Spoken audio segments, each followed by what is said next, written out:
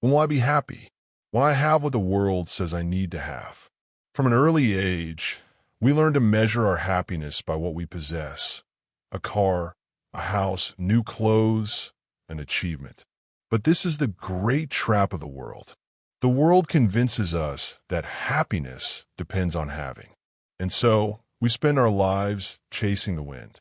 First lie: I'll be happy when I have what I don't yet have. The first great lie of happiness is this: I'll only be happy when I get what I don't yet have. So people keep saying, when I buy that car, I'll be happy. When I move to that new house, I'll be happy. When I get a better job, I'll be happy. But the problem is simple.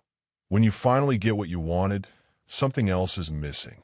And so, happiness never comes. Because the world always invents a new need, and the soul is never satisfied. Second lie: I must keep what I have. The second lie is fear. I can't lose what I've achieved. And so bars, alarms, insurance, and anxiety are born. The person becomes a prisoner of their own possessions, a slave to their own achievements. But whoever wants to be happy must learn a painful truth. Prepare to lose everything you have. Everything. People, goods, health, youth, fame. Everything passes. Only the love of God remains. Third lie: I must avoid what I don't want to have. The third lie is the fear of suffering. Oh, Father, I can lose everything except my health. And that's exactly what fear does. It enslaves us. People spend their entire lives trying to avoid pain, illness, and loss. But living in fear is not living. Job lost everything. Jesus lost everything. And by losing everything, Christ showed us the path to true life. The root of unhappiness: attachment. These three lies, to have, to keep, and to avoid, have one name: attachment. Attachment is the root of human unhappiness. We cling to people, objects, ideas, places, memories.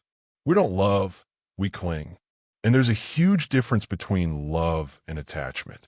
To love is to set free. To cling is to imprison. Jesus loved everyone but was attached to no one. Not even his mother, not even his own life. Because true love frees, attachment enslaves. Examples from life. How many mothers cling to their children and spend their whole lives trying to control them? How many couples depend on each other and call attachment love? How many people suffer because they lose something material, a house, a job, an old knife? But they forget that all of this is temporary. You were born with nothing and will leave with nothing. Your true homeland is not here. It's heaven, divine logic.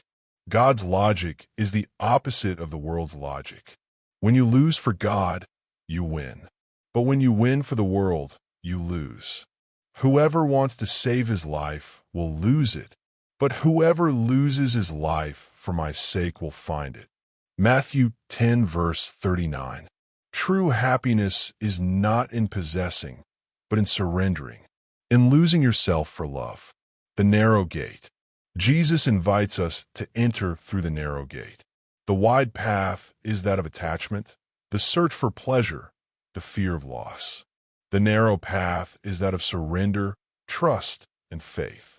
Few find it, but it is the only path to true happiness.